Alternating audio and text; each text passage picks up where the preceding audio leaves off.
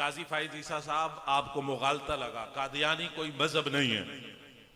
कादियानी मजहब नहीं, हिंदू भी रहते हैं, सिख भी रहते हैं, यहूदी हैं, ईसाई हैं, मुख्तलिफ किस्म के लोग पाकिस्तान में रहते हैं।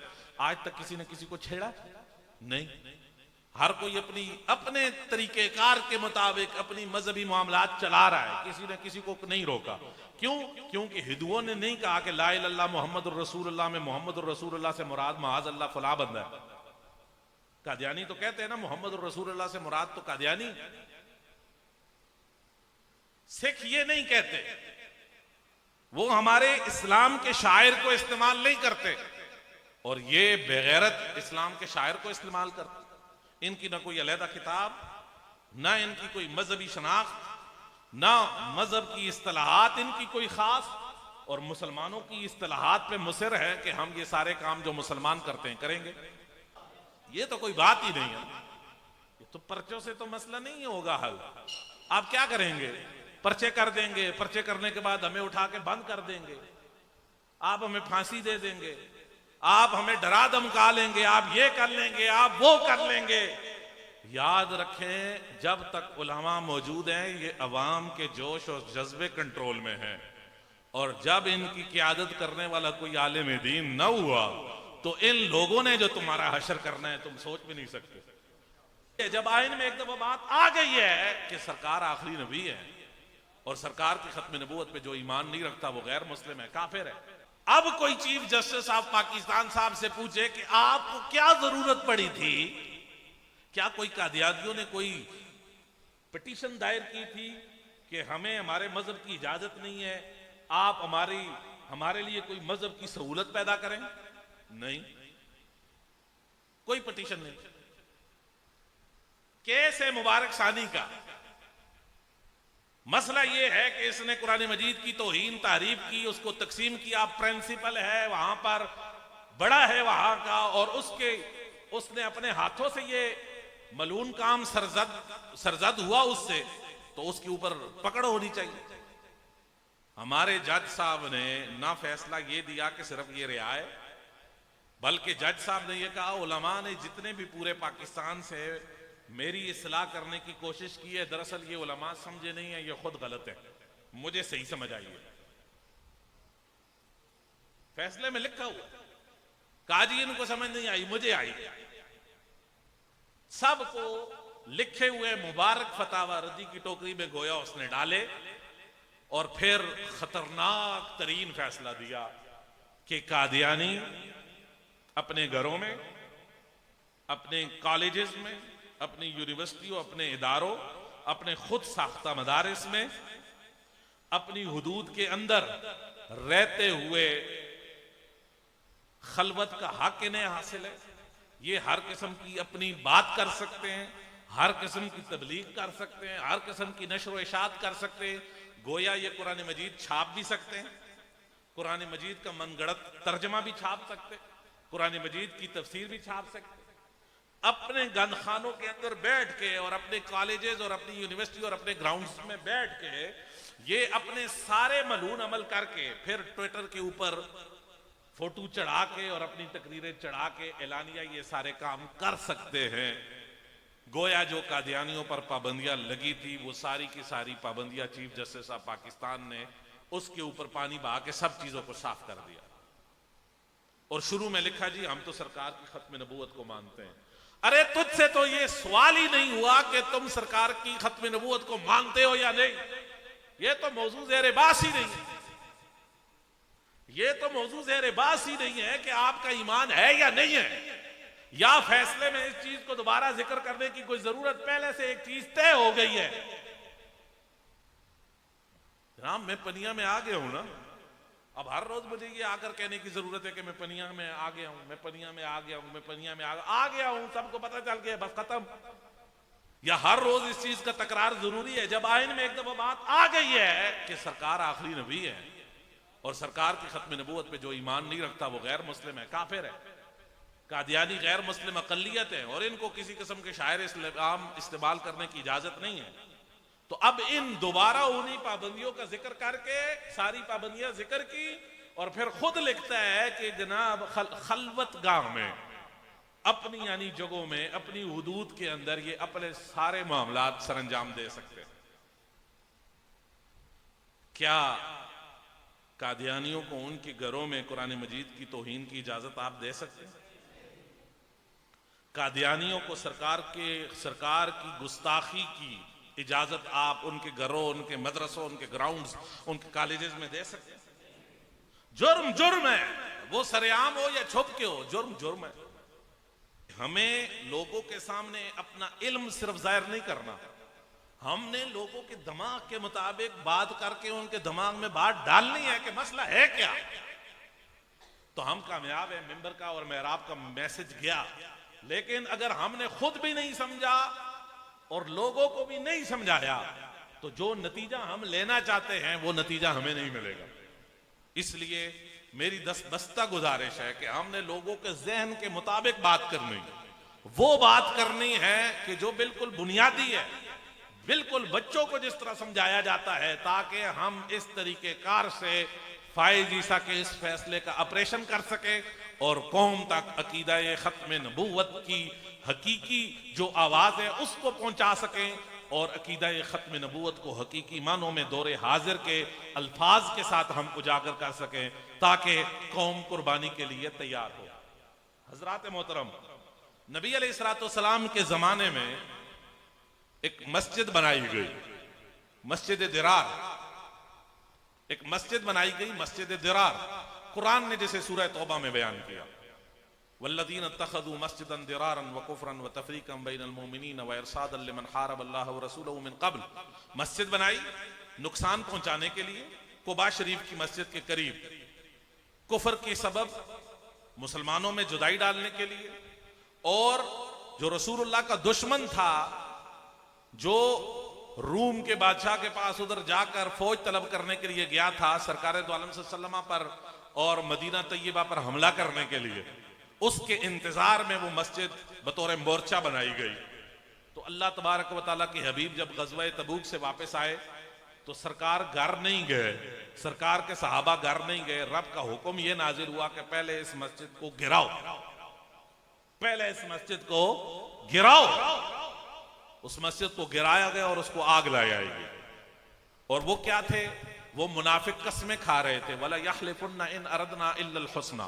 वो कस्में उठा उठा के कह रहे थे कि हम तो बड़े सच्चे, हमारी नीयत बड़ी अच्छी है, हमने तो इसलिए नमाज ये जगह बनाई है कि सरकार आप नमाज पढ़े, हमने तो इसलिए ये जगह बनाई है कि जनाब जो बूढ़े लोग हैं, कमजोर लोग हैं, जो उधर मस्जिद कुबा नहीं जा सकते, वो यहाँ नमाज पढ़ें। रब ने फरमाया वल्लाहु यशहदु इन्नहुम लकाज़िबून, अल्लाह गवाही देता है कि ये झूठ है। गोया ये हमने अदालत में भी हमारे वकील ने कहा कि सरकार के जमाने में मस्जिद बनाई गई नुकसान पहुंचाने के लिए, यानी इस्लाम का शायर को इस्तेमाल किया, मस्जिद बनाई गई। मस्जिद कह के, और कुरान में लफ्ज मस्जिद का है, मस्जिद बनाई गई, लेकिन नुकसान पहुंचाने वाली थी, कुफ्र के सबब बनी थी, मोमिनों में जुदाई डालने के लिए थी और दुश्मन के इंतजार में बनाई गई थी। तो हुक्म हुआ कि इसको गिरा दो, इसको तबाह बर्बाद कर दो। यानी कोई भी मस्जिद का टाइटल इस्तेमाल करे और वो मुसलमान ना हो और धोखा देने की नीयत से मस्जिद का टाइटल इस्तेमाल करे, सरकार दो आलम सल्लल्लाहु अलैहि वसल्लम पर रब ने वही नाजिल की कि इसको गिरा दो और अपनी उम्मत को यह पैगाम पहुंचा दो कि क़यामत तक जो भी तुम्हारे टाइटल को इस्तेमाल करे, फिर तुम्हें उसकी मस्जिद, उसकी बनाए हुआ वो खुद साख्ता मदरसा, खुद साख्ता मस्जिद या कोई भी नाम हो जो इस्लाम से मंसूब हो, वो फिर कायम रहना नहीं चाहिए। इसीलिए इन पर पाबंदी है कि ये मीनार नहीं बना सकते, मस्जिदों की तरह गुंबद नहीं बना सकते। हमारे कई लोगों ने इनके खिलाफ दरखास्तें दी, तो फिर जो इन्होंने बनाए हुए थे गंदखानों के बाहर मिंबर और मेहराब बनाए हुए थे और ऊपर जो है वो गुंबद बनाए हुए थे और मीनार लगाए हुए थे, वो सब गिराए गए। और अभी भी बहुत सारी जगहों पर इन्होंने बनाए हुए हैं। तो बुनियाद ये है कुरान मजीद की आया करीमा। और फिर मुसैलमा कज़्ज़ाब ने जो मस्जिद बनाई, मस्जिद बनु हनीफा के नाम से जो बनी, उसको भी इसी तरह खुलाफाए राशिदीन के जमाने में हजरत अबू बकर सिद्दीक रजी अल्लाह तआला के जमाने में मुसैलमा कज़्ज़ाब को कत्ल करने के बाद उसको भी गिराया गया, उसको भी मिस्मार किया गया, उसको भी आग लगाई गई। ये तमाम की तमाम दलीलें अदालत में भी दे चुके और अब कौम के पास भी इन दलीलों को पहुंचाने के लिए उलमा अपनी ड्यूटी सर अंजाम दे रहे। अब आप बताएं, क्या काजी फाइज ईसा ने जो फैसला दिया वो इस्लाम के मुखालिफ है या नहीं? मुखालिफ है। ये पूरी कौम की आवाज है। अरबों मुसलमान जो पूरी दुनिया में बसते हैं सबकी आवाज है और खास तौर पर पाकिस्तान के मुसलमानों की आवाज है। और ये किसी एक मकतब फिक्र का मसला नहीं, तमाम मकातब फिक्र के तमाम उलमा का इत्तेफाक है कि ये फैसला गलत हुआ। लेकिन इसके बावजूद हुकूमती वजीरों का टीवी पे आकर 4-4 प्रेस कॉन्फ्रेंसें करना, और अफसोस की बात है कि इन्होंने फैसला पढ़ा भी नहीं और पढ़े बगैर आके उसके हक में ये प्रेस कॉन्फ्रेंस कर रहे। पढ़ो तो सही कि इसमें लिखा क्या। जब इन्होंने पढ़ा अगले दिन फिर असेंबली में फिर बोल पड़े वही गूंज जो हमारे अमीर अल्लामा साद हुसैन रिजवी दामत बरकातुहुम मुलालिया की जो तकरीर है कि 350 पार्लियामेंट के बंदे भंग पी के सो गए हो, भंग पी के सो गए हो, तुम में से कोई बोलता क्यों नहीं है। जब उनका भंग का नशा उतरा, उनको समझ आई तो फिर बोले। फिर अब्दुल कादिर पटेल ने कहा कि जज के ऊपर आर्टिकल 6 लगना चाहिए, आइन की गद्दारी का मुकदमा दर्ज होना चाहिए कि आइन में एक बात तयशुदा है उसके खिलाफ करने की इसको जरूरत क्या थी। फिर वहां पर मुख्तलिफ लोग बोले, साहबजादा हामिद रजा साहब बोले और लोग बोले, हत्ता कि फिर मुस्लिम लीग नून का हनीफ अब्बासी खुद बोला। वो कल तक जो प्रेस कॉन्फ्रेंस में अता तारड़ के साथ खड़ा था वो खुद बोल के कह रहा है कि जज ने ये क्या फैसला दिया है, ये तो फैसले में वाज़ेह तज़ाद है कि इनको इजाजत दो। किस तरह इजाजत दो? जो चीज इनकी है नहीं इनको इजाजत दी जा सकती। फिर ये कमेटी बना के अभी तक ये चुप बैठे हैं। और ये याद रखें कि ये मसला कोई आम मसला नहीं, ये मुसलमानों के ईमान का और सरकार की खत्म नबूवत का मसला है। ये कोई सियासत का मसला नहीं, ये कोई ऐसा मसला नहीं कि पाकिस्तान की अवाम नहीं उठेंगे। पूरी की पूरी पाकिस्तानी कौम खत्म नबूवत के कास पे मुत्तफिक है और अगर ये फैसला वापस न लिया गया तो पूरी कौम खड़ी होगी। खड़े होंगे ना साहब? मेरी तमाम उलमा से यहां गुजारिश है, आज की हरिपुर की ये कॉन्फ्रेंस ताजदार खत्म नबूवत मुनक़िद करने का बुनियादी सबब यह है कि इस तरह की मजालिस हर मस्जिद में की जाए। उसमें मैं जहां तक हाजिर हूं मैं जाऊंगा, जहां पर ये खुद उलमा मौजूद है वहां पर ये खुद मौजूद होंगे और तमाम लोगों से ये बात की जाएगी कि अब ये कोई मसला कोई आम मसला नहीं, ये अकीदा खत्म नबूवत का मसला है और हमारी क़यादत जब हमें हुक्म देगी उनके हर हुक्म के लिए हमें हर वक्त तैयार रहना पड़ेगा। पनिया के लोग गयूर लोग हैं, गैरतमंद लोग हैं और इंशाअल्लाह अज़ीज ये खत्म नबूवत की हर काल के लिए तैयार है। और हजरात मोहतरम, बहुत बातें हैं, मैं आज की इस मजलिस की विसातत से आप हजरात की खिदमत में बरकत के लिए एक हदीस पाक आखिरी पढ़ के इजाजत चाहता हूँ और दुआ करता हूँ कि आज की ये जो तकरीब सजी है, महफिल बनी है, अल्लाह इसे अपनी बारगाह में कबूल फरमाए। हरिपुर के अंदर अल्लाह तबारक व तआला इस ताजदार खत्म नबूवत कॉन्फ्रेंस को बुनियादी ईंट साबित करे और फिर पनिया की तमाम मसाजिद में ताकत के मुताबिक खुद मोहल्ले वाले जमा हो जाएं। बाहर से किसी को बुलाने की जरूरत नहीं है, मैं हाजिर हूँ। करीब के जितने इलाके हैं उन सब में मैं हाजिर हूँ, उलमाए किराम हाजिर हैं, सब ड्यूटी देंगे और सब जाकर इस मसले को बयान करेंगे। सरकार की हदीस, सरकार ने फरमाया इन्न ली अस्मा, कि मेरे मुबारक नाम हैं, अल्लाह ने मेरे कुछ मुबारक नाम मुझे अता फरमाए हैं। फरमाया अना मोहम्मद, मैं मोहम्मद हूं। मोहम्मद का मतलब वो कि जिसकी बार बार तारीफ की जाए। सरकार का नाम मोहम्मद क्यों है? इसलिए कि अल्लाह तबारक व तआला ने आपकी बार बार तारीफ की है, अल्लाह आपकी बार बार तारीफ कर रहा है और अल्लाह तबारक व तआला आपकी बार बार तारीफ करता रहेगा। जिसकी बार बार तारीफ की जाए उस जात को मोहम्मद कहा जाता है। फरमाया अना मोहम्मद, मैं मोहम्मद हूं। यहां पर किसी और की तारीफ की जरूरत नहीं है। हमारी क्या औकात है कि हम बात करेंगे। वरफाना लका जिक्र का साया है तुझ पर, वो तो बात वो खत्म कर गए मलिक साहब, आला हजरत ने तो बात खत्म कर। अल्लाह आपके जिक्र को खुद बुलंद करने वाला है। हमारी क्या औकात है कि हम कुछ करेंगे। यहां पर तो बाबा जी कह गए कि जब कोई बंदा नहीं था उठने के लिए तैयार, तो फिर अल्लाह ताला ने मंगोलों के कुत्ते को, उसको भी गैरत दी और उसने भी पादरी के सर को जुदा कर दिया। मंगोलों का कुत्ता, वो इमाम इब्न हजर अस्कलानी की जो रिवायत बयान करते हैं, जिस तरह बाबा जी आपने सबने सुनी हुई है, सोने की जंजीर के साथ बांधा हुआ कुत्ता, बड़े नाजो नियम में पला हुआ कुत्ता, लेकिन जब कोई वहां पर था नहीं तो फिर अल्लाह तबारक व तआला ने खत्म नबूवत के मुजाहिद के तौर पर ड्यूटी उस कुत्ते को सौंपी है। फिर उस कुत्ते ने भी ड्यूटी की है। ये कोई कहानी नहीं है, कोई किस्सा नहीं है, ये हकीकी रिवायत है। हमारी क्या औकात है। इसलिए तो बाबा जी कह गए, मैं कुत्ता पाक रसूलुल्लाह दा, मैं कुत्ता पाक रसूलुल्लाह दा। हम तो सब सरकारे दो आलम सल्लल्लाहु अलैहि वसल्लम की बारगाह के कुत्ते हैं। बल्कि एक और बुजुर्ग, उन्होंने इससे भी बड़ी बात की।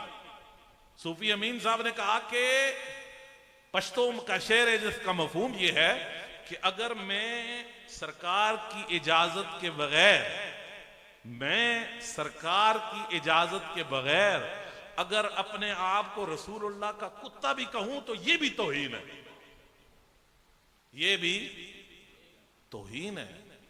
सरकार के दर का कुत्ता होना भी बहुत बड़ी बात है, बहुत बड़ी बात है, बहुत बड़ी बात।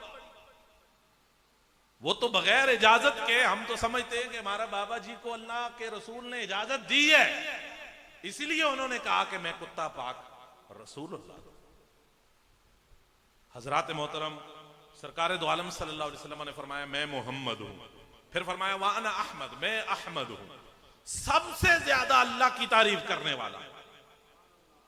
अहमद का माना सबसे ज्यादा तारीफ करने वाला। फरमाया मेरी सबसे ज्यादा रब ने तारीफ की तो रब ने मेरा नाम मोहम्मद रखा, और मैंने अल्लाह की सबसे ज्यादा तारीफ की तो अल्लाह ने मेरा नाम अहमद रख दिया। और फिर अगली बात सरकार ने जो की ना, ये फिर कुफर के सीने को चीरती है। और फिर कुफर को आराम नहीं आता। ये कादियानी क्यों बार बार इस मुल्क में जोर लगाते हैं, और ये कादियानियों के यार और उनके हामी और उनके मददगार, उनके टट्टू, ये बार बार ये कोशिशें क्यों करते हैं इस मुल्क के अंदर, बार बार इस मसले को क्यों छेड़ते हैं? क्योंकि इनका मालिक, इनके आका इनकी डोर हिलाते हैं और इनको कहते हैं कुत्तो भौंको। क्यों?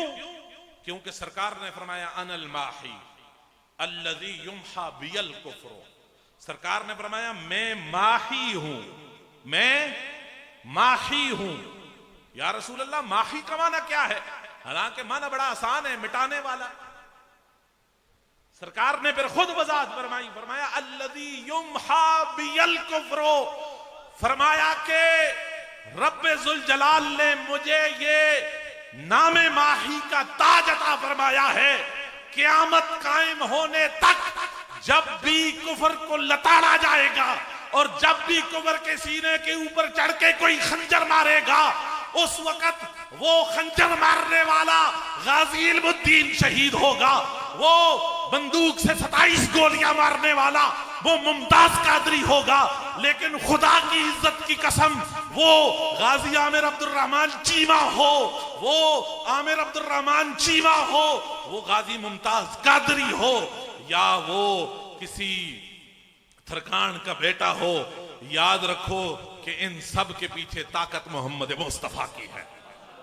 फरमाया वानल माही, मैं मिटाने वाला। क्या मतलब मिटाने वाला? फरमाया अल्लज़ी युम्हा बियल कुफ्र। क़यामत तक कुफर को जब भी मिटाया जाएगा, फरमाया कि उसका तरीका यह है कि वो मेरे नाम से कुफर को मिटाया जाएगा। किस मुंह से तुमने फैसले में लिखा कि सरकार तो रहमतुल लिल आलमीन है? उनका रवैया तो बड़ा नरम था और ये बातें तुमने सारी लिखी। कहा जी तुम जो ये सब कर रहे हो क्या रसूलुल्लाह इससे खुश होंगे? हाय अफसोस, तारीख इस्लाम में कोई एक काजी भी ऐसा नहीं गुजरा कि जिसने आज तक कुरान मजीद की तब्दीली और कुरान मजीद की तहरीफ का फैसला दिया हो, जिसने सरकार की खत्म नबूवत और सरकार की तौहीद को घर या ग्राउंड या कॉलेज और यूनिवर्सिटी में जायज करार दिया हो। ये गंदगी फायज ईसा साहब आपने की है तारीख इस्लाम में। ये गंदगी आपसे सरजद हुई है। और याद रखो कि ये कुफर बार बार हरकतें इसलिए करता है कि इनको पता है कि सरकार का वो नाम है कि जिसकी वजह से हमेशा कुफर को मिटाया जाता रहेगा। जब भी कुफर दबेगा, जब भी कुफर मिटेगा, वो किसी और नाम से नहीं, सरकार के नाम पे मिटेगा। मैंने एक दिन बाबा जी से पूछा, खादिम रिजवी साहब रहमतुल्लाह ताला अलैह, कि उस्ताद जी पूरी दुनिया में तहरीकें चल रही हैं इस्लाम के नाम पे, क्या वजह है कि पूरी दुनिया में इन 200 सालों के अंदर जितनी भी तहरीकें इस्लाम के नाम पे बनी कामयाब नहीं हुई और आपने तहरीक लब्बैक या रसूलुल्लाह की बुनियाद रखी? जब पूरी दुनिया में, मिस्र में इख्वानुल मुस्लिमीन का हाल देखो तो ये है, ये मैं और बाबा जी 1 to 1 है। मैं बात कर रहा हूं उस्ताद साहब से, मैंने कहा जी वहां पर देखें अफगानिस्तान उस वक्त तक अमेरिका के कब्जे से जुदा आजाद नहीं हुआ था, अमेरिका अपनी बमबारी जारी रखे हुए था। तो मैंने पूछा कि सारी दुनिया में मुख्तलिफ मुल्कों के नाम लिए, तूनुस का नाम लिया, लीबिया का नाम लिया, शाम में देखें इस्लाम के नाम पे मुख्तलिफ तहरीकें मौजूद हैं लेकिन कामयाबी नहीं हो रही। तो आपको कैसे यकीन है कि ये तहरीक लब्बैक ये पूरे आलम इस्लाम के लिए खिश्ते अव्वल इस जमाने में साबित होगी, बुनियाद साबित होगी? किस वजह से आपने ये जमात बनाई है? तो बाबा जी ने मुझे बड़ा तगड़ा जवाब दिया। बाबा जी ने फरमाया पूरी दुनिया में जितनी भी इस्लाम के नाम पर तहरीकें बनी है ना, सुनिएगा, फरमाया वो अल्लाह अकबर पे आके रुक गई हैं। किस पे रुक गई हैं? समझे पूरी बात के नहीं? और फरमाया लब्बैक की बुनियाद भी सरकार है और लब्बैक या रसूल अल्लाह का मकसद बनाने का ये है, बुनियाद भी सरकार है और इंतहा भी सरकार है। बात भी सरकार से शुरू होगी और खत्म भी सरकार पे होगी। यही वो बुनियादी बात है जिस वजह से पूरी दुनिया में तहरीक लब्बैक को अल्लाह उरूज अता फरमाएगा। ये वजह है। ये मैं ये हदीस पढ़ता हूं तो फिर बाबा जी का जुमला मुझे याद आ जाता। अल्लाह ने ये नहीं फरमाया सरकार ने कि अनल माही, मैं माही हूं, मिटाने वाला हूं, क्योंकि अल्लाह के नाम की वजह से कुफर मिट जाएगा। अल्लाह के नाम की वजह से कुफर बेशक मिटता है, लेकिन सरकार दो आलम सल्लल्लाहु अलैहि वसल्लम ने कुफर मिटाने का जो जरिया अल्लाह के हुक्म से अपनी उम्मत को दिया है वो ये है कि अल्लज़ी युम्हा बियल कुफ्रो, कि नाम मोहम्मद मुस्तफा का होगा तो कुफर मिटेगा। कोई ये कहे कि सरकार का नाम ना हो और अल्लाह के नाम पे कुफर मिट जाए, नहीं मिट सकता। तो बाबा जी ने बड़ी बात की, फरमाया अल्लाह अकबर पर आके रुक गए थे और ये जमात रसूलुल्लाह के नाम से शुरू होती है और रसूलुल्लाह के नाम पे खत्म होती है। आज लोगों को तहरीक लब्बैक की कामयाबी समझ इसलिए नहीं आती कि लोग इस मकसद से नाआशना है। लोग समझें कि ये जमात क्यों कामयाब होती है। मां कोई ताकत नहीं, कोई पावर नहीं, कोई और पीछे और कोई हाथ नहीं सिवाय इसके कि सरकार दो आलम सल्लल्लाहु अलैहि वसल्लम की नजर करम है, सरकार की नजर रहमत है। हजरात मोहतरम, मैं इस हदीस को मुकम्मल करता हूं आखिरी लफ्ज पढ़ के। सरकार ने फरमाया अनल हाशिर, मैं हाशिर हूं। सारे लोग क़यामत में सबसे पहले मैं मैदान माशर में आऊंगा, सारे लोग मेरे बाद आएंगे। और फरमाया व अनल आकिब, मैं आकिब हूं। आकिब का माना सरकार ने खुद बयान फरमाया, फरमाया लैदा बादहू नबी, आकिब वो होता है कि जिसके बाद कोई नबी ना आए। सरकार वो नूर हिदायत लेके आए हैं, वो रोशनी लेकर आए हैं कि वो रोशनी कभी क़यामत तक खत्म नहीं हो सकती। दूसरे नबी और रसूल की जरूरत तब पड़ती है जब रोशनी मांद पड़ जाए, जब वो लाए हुए जो सरकार की रोशनी थी अगर वो मदम पड़ जाती तो तब। सरकार ने तो इस उम्मत के दिन तो दिन थे, सरकार ने इन रातों को भी दिन कर दिया। सरकार ने तो इन रातों को भी दिन कर दिया, और अभी कभी भी इस उम्मत पर रात नहीं आएगी, बल्कि ये उम्मत सिराते मुस्तकीम पे चलते चलते चलते, सीधे रास्ते पर चलते चलते, अकीदा खत्म नबूवत की हिफाजत करते करते अपना सब कुछ कुर्बान करती रहेगी, और सरकार के जिक्र का बोल बाला रहेगा। मैं रहूं, आप रहें, हम में से कोई रहे या न रहे, लेकिन सरकार की खत्म नबूवत का ताज हमेशा चमकता रहेगा, हमेशा चमकता रहेगा। और ये जितने भौंकने वाले कुत्ते हैं, रब्बे जुल जलाल इनको जलील करेगा, इनको रुसवा करेगा, क्योंकि कुरान का ऐलान है, इन्ना शान अका हुवल अबतर, के हबीब जो आपका दुश्मन है वो जलील और ख्वार है, आपका दुश्मन वो जलील और खार है। देख लो उन पहले लोगों को जो तुमसे पहले बड़े पावरफुल थे, हर तरह की ताकत थी उनके पास, बड़ा नाज था उन्हें, लेकिन फिर अल्लाह ने उन्हें जलील किया, क्योंकि वो रसूलुल्लाह के गद्दार थे। और मौका है, वापस पलट आओ सरकार की चादर में, सरकार की रहमतुल लिल आलमीनी की चादर में, और सरकार से मुआफी मांगो, सरकार दो आलम सल्लल्लाहु अलैहि वसल्लम से मुआफी मांगो, और जितने भी जिम्मेदारान हैं इस मुल्क के, वो इस फैसले को वापस करवाएं। और अगर ये फैसला वापस नहीं होगा तो फिर हमारी क़ियादत जो ऐलान करेगी, उस क़ियादत पर पूरा पाकिस्तान, और फिर पूरे पाकिस्तान में से खास तौर पर हरीपुर के ये गयूर लोग अपनी जानें अपनी हथेलियों पर लेकर, अपने सरों पर कफन बांध के अकीदा खत्म नबूवत की हिफाजत के लिए मैदान में निकलेंगे। अल्लाह तबारक वला हमारी मजलिस को अपनी बारगाह में कबूल और मंजूर फरमाए। आखिर में फिर मैं उलमाए किराम का शुक्रगुजार हूँ कि आप तशरीफ़ लाएँ सब, अल्लाह तबारक व तआला आपका आना कबूल और मंजूर फरमाए। अवाम अहले सुन्नत पनिया के गयूर लोग तशरीफ़ लाए, मैं सबका शुक्रगुजार हूँ। लंगर का भी एहतमाम किया गया है, आप हजरात तसल्ली के साथ लंगर खाएंगे, और मुझे ये यकीन है आज जो हबस में आप बैठे हैं, ये हबस इंशाअल्लाह हम सब की बख्शिश और मगफिरत का जरिया और वसीला बनेगी। सैयद इनायतुल हक शाह साहब, उन्होंने आना था, लेकिन उनके ऊपर जिस तरह के मुकदमा और FIR दर्ज हुई है, तो पिंडी पुलिस हरकत में, इसलिए उनका आज आना मुमकिन नहीं था, नहीं तो उन्होंने आज आकर यहाँ पर बयान करना था। शाह साहब को मैंने कहा कि यहाँ पर बहुत सारे उलमा हैं, आपकी ड्यूटी खुद इंशाअल्लाह आपका फरीज़ा यहाँ पर अदा करेंगे, आपकी ज़रूरत है पिंडी में, और ख़ास तौर पर एक बहुत बड़े इलाके के आप अमीर हैं, तो आप मुफ्त में गिरफ्तारी अपनी पेश ना करें, आपने अकीदा खत्म नबूवत पे बड़ी बड़ी कुर्बानी देनी है, इसलिए आप इस प्रोग्राम के लिए गिरफ्तारी ना पेश करें। शाह साहब आना चाह रहे थे, लेकिन मैंने शाह साहब को खुद मना किया कि हालात आपके ठीक नहीं है, तो आप तशरीफ़ ना लाएं। अल्लाह तबारक व तआला ने चाहा तो इंशाअल्लाह फिर किसी वक़्त में दीगर मुजाहिदीन ख़त्म नबूवत को इंशाअल्लाह इस स्टेज पर हम मौका देंगे। अल्लाह तबारक व तआला हम सब की हाज़िरी को कबूल और मंजूर फरमाए। यहाँ पर जिसने जो हिस्सा शामिल किया, अल्लाह तबारक व तआला सब के हिस्से को अपनी बारगाह में कबूल फरमाए। ख़ास तौर पर ये हमारी मस्जिद जो बनी और ये जो जगह इदारे की मिली, हमारे हाजी असलम साहब मरहूम, अल्लाह उनकी बख्शिश और मग़फ़िरत फरमाए। और ख़ास तौर पर हमारे यहाँ पर मोहल्ले में हमारे मियाँ साहब का इंतकाल हुआ, खानवाज साहब, अल्लाह ताला उनकी बख्शिश और मग़फ़िरत फरमाए। मास्टर साहब के भतीजे का इंतकाल हुआ, अल्लाह ताला उनकी बख्शिश और मग़फ़िरत फरमाए। इस गाँव के जितने भी मर्द ख़वातीन बच्चे बच्चियाँ, ख़ास तौर पर हमारे उस्ताद मोहतरम फ़कीर साहब मस्जिद के इमाम खंदक वाली, वो फोत हुए, अल्लाह उनकी बख्शिश और मग़फ़िरत फरमाए। हमारे साथ सब लोगों की बड़ी बड़ी नेकियां हैं, अल्लाह तबारक व तआला सब नेकियों को अपनी बारगाह में कबूल फरमा के सब के लिए ज़रिया निजात और ज़रिया बख्शिश फरमाए। आमीन। वमा तौफ़ीक़ इल्ला बिल्लाह। सलाम शरीफ का एक शेर होगा और उसके बाद लंगर तनावल फरमाएंगे।